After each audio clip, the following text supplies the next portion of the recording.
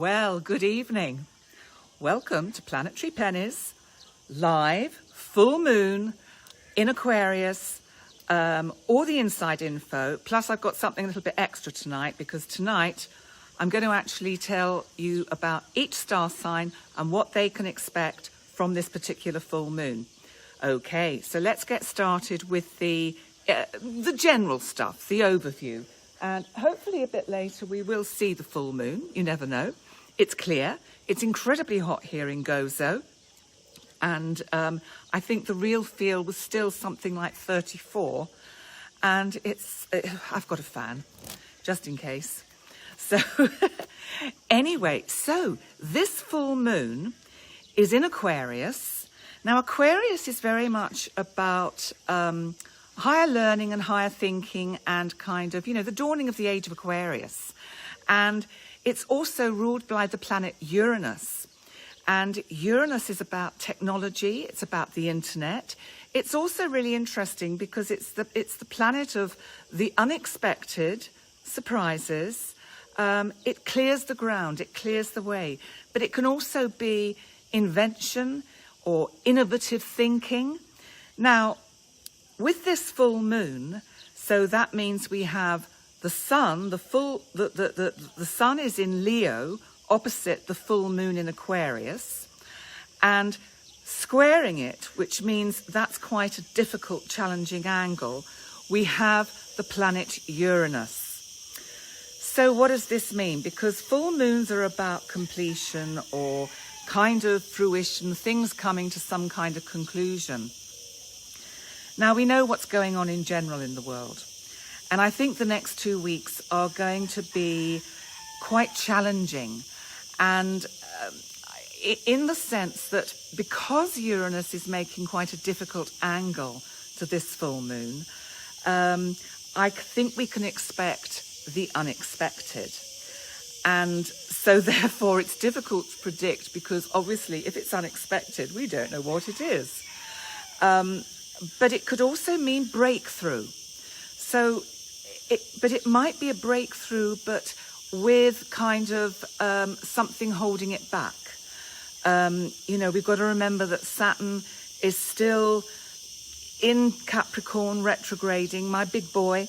And, there's so much energy around that is really quite challenging, that it is going to take a while to really fully see how this particular full moon is going to unfold.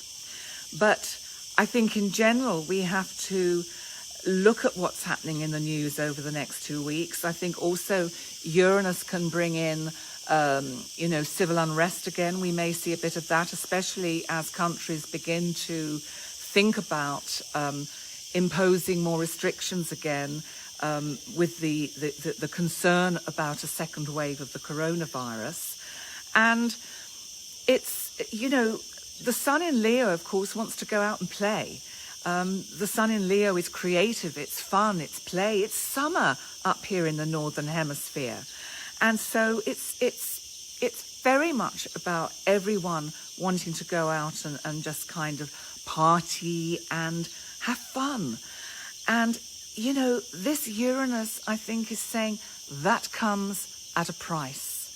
So I think that's what we have to bear in mind.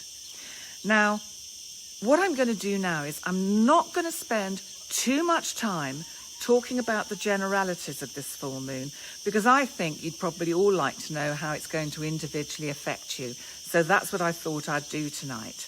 So let me bring up my other chart. So I'm going to start with Aries. So Aries, this full moon is in Aquarius, and it's in your 11th house, Aries. Now, the 11th house is about it's hopes and wishes and dreams. It's also our extended groups and of friends. So Uranus at this point, which is squaring it, is in your 2nd house of Leo. So for me, that's something, Aries, about be careful what you wish for, because you just might get it, but I think it might cost you. Now, Uranus in Taurus is usually literally about money. So I think you have to be careful about what you choose to do.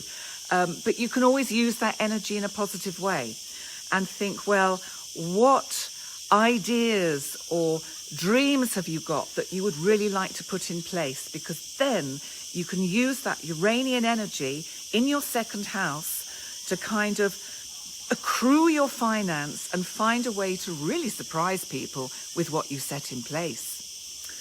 Okay, so let's move on to Taurus. Now, Taurus, the full moon for you in Aquarius is in your 10th house. Now, the 10th house is very much about career. It's about your kind of standing in the world. It's how you're seen in the world. And for you, I think this full moon is very much focused on something you've been working on in a business sense. And Uranus, of course, for you is in your first house. And I suspect you're surprising people with the ideas that you're coming up with. And Taurus is a fixed sign, so it's quite unusual for Taurus to be quite sort of innovative and inventive. But I think, Taurus, you're probably even surprising yourself. I just go for it, Taurus. It's terrific. So let's come on to Gemini. So Gemini, the full moon for you in Aquarius is in your 9th house of travel. It's also higher learning, and it can be writing things, it can be teaching things, but let's look at the travel, because what I'm looking at is that Uranus for you, Uranus is in your 12th house. And what I really feel is that you may have to put up with, if there are travel plans that you have, there may be disruptions to this.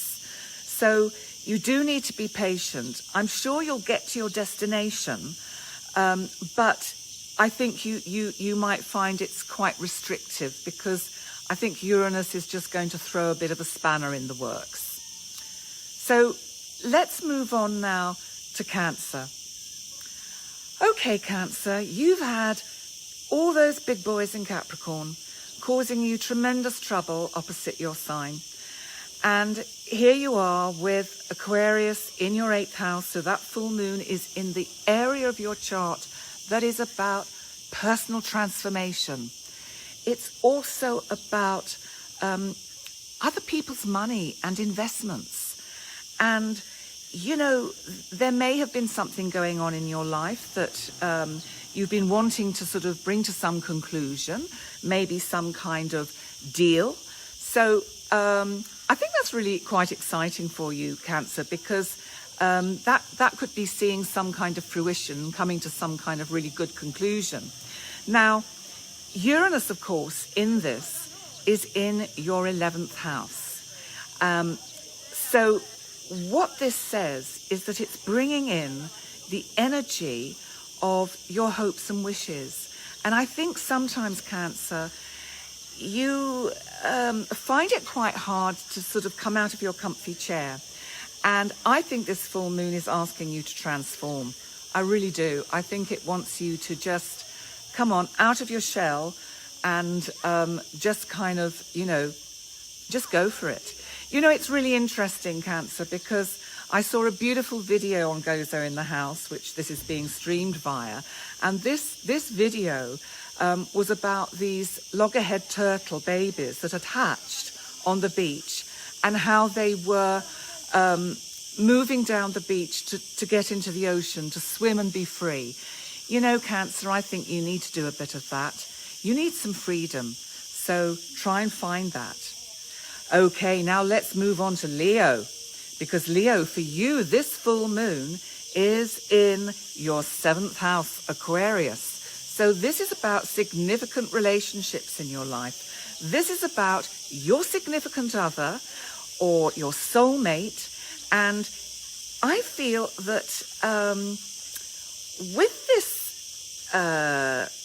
full moon here, something has to come to some kind of head, if you know what I mean. So if there've been relationship issues that have sort of been on hold, or you've just been marking time with a situation with a significant other, then I really feel that the energy of Uranus in your 10th house is kind of pushing that a bit. It's just saying it wants to transform you. It wants you to kind of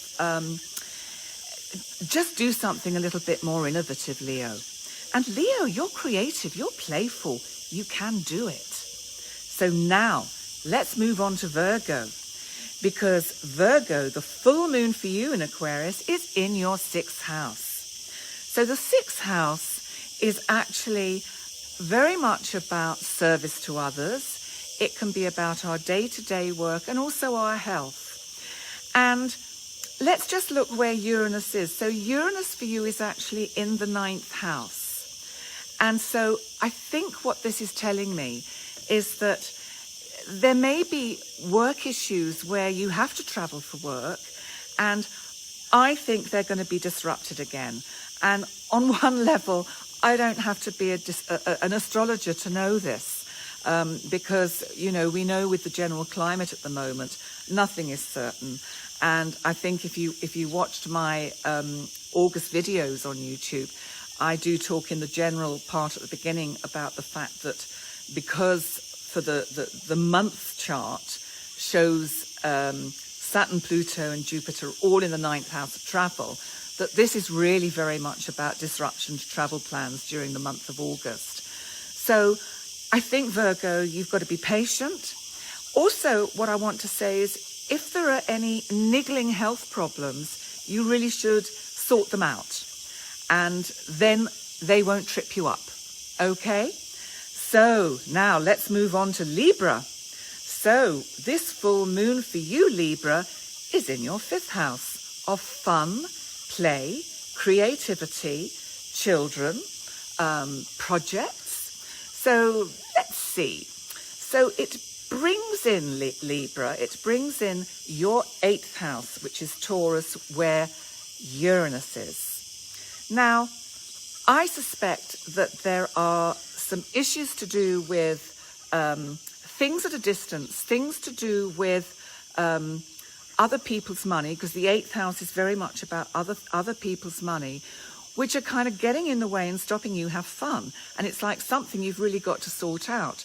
And this is very frustrating for you, Libra, because actually you just want to sit back, kick your shoes off and have some fun, and perhaps go off down to the ocean and see where those turtles have swum off to.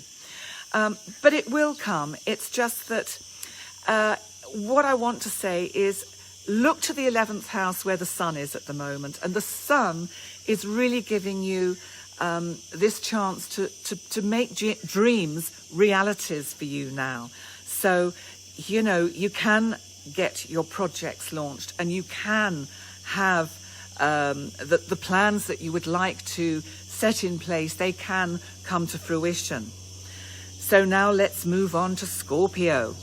Okay, Scorpio. So this full moon for you is in your 4th house of home and family.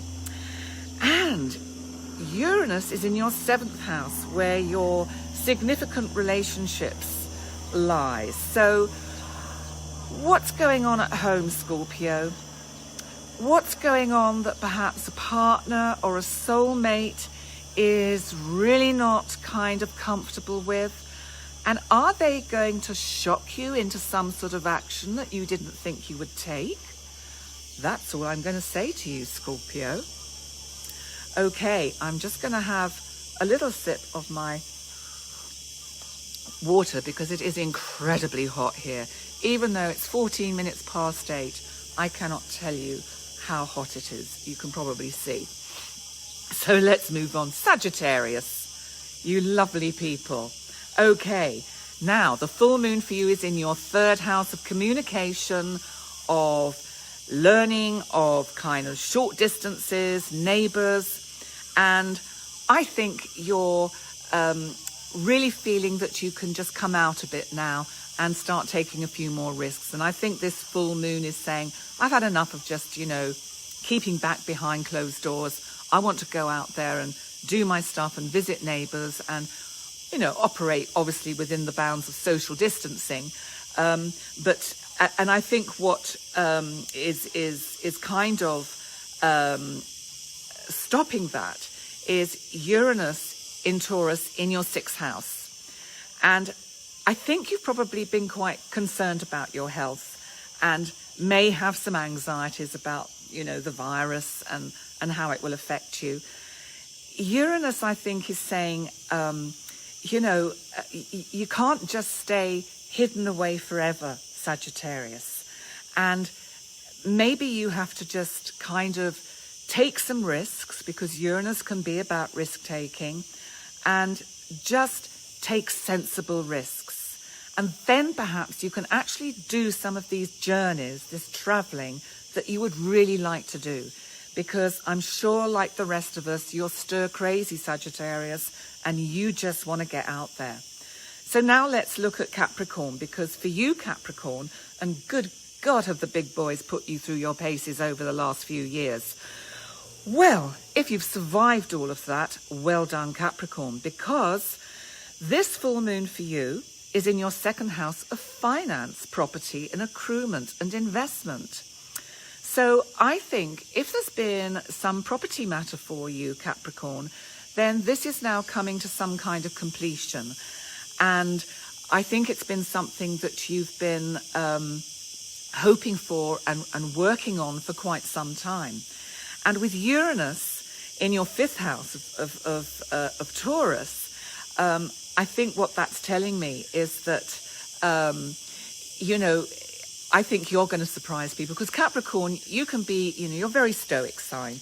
You're very straight. You're very structured and ordered, and you don't mess. You're very serious, and there's absolutely nothing wrong with that. But I think Uranus in your 5th house of kind of creativity, bit of romance, I think you could be having some fun, and I think you could be surprising a few people. So now let's come on to Aquarius, because Aquarius for you, of course, this full moon is in your sign, and it's in your 1st house. So I think Aquarius, this full moon for you is actually you feeling very much that you have achieved something. And I think you're going to be feeling quite proud of yourself, and proud of this kind of, this part of you that is, has been wanting to come out and kind of express itself. Because, Aquarius, you have very deep thinking ideas about things. You're not always able to put them across. But I feel with the sun in your 7th house at the moment in Leo, and you've got a new moon there a little bit later in the month on the 19th. I think this full moon for you is very much about relationships. I think it's bringing you together. And, if you're not already living with your significant other, then you might find that you'll be making some decisions which will absolutely shock and surprise some people. So finally, let's move on to Pisces, because Pisces, for you, this full moon, Pisces, is in Aquarius in your 12th house. Now, the 12th house is a Pisces house anyway. And so you've got this kind of double layer of Aquarius and Pisces. But Pisces, the 12th house, is very much about our inner psychology, our inner knowing, our kind of these sort of psychic parts of us. And this full moon is in there. And I think too, you've felt restricted, Pisces, but not so much by just the situation of being perhaps confined or isolated. I think your psyche, your kind of psychology has felt restricted. And I think you want to break out. And are you going to write a book, Pisces, or start writing blogs? Because with Uranus in Taurus in your 3rd house, it just wouldn't surprise me. And maybe the fact that the full moon is in your 12th house is very much about the need for you to find some quiet time and to find a way finally to use this strange time we're going through to really kind of use it to your advantage and work with it and use the experiences that have come up for you psychologically and really, really work that. Now, that's what I feel the full moon is about for the 12 signs. So first of all, I want to thank Gozo in the House very much for hosting this live video stream tonight. So thank you, Gozo in the House. I want to thank all of you for coming and joining me. Fantastic. And if you're catching this on catch up, fantastic. Sorry about the shiny face, terribly hot.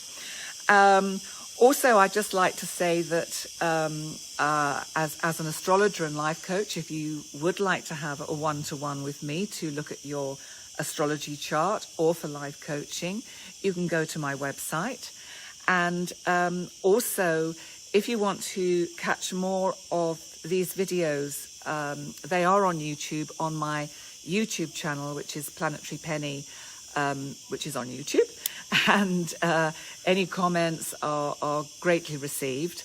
And be kind. And in the meantime, have we got the moon up yet?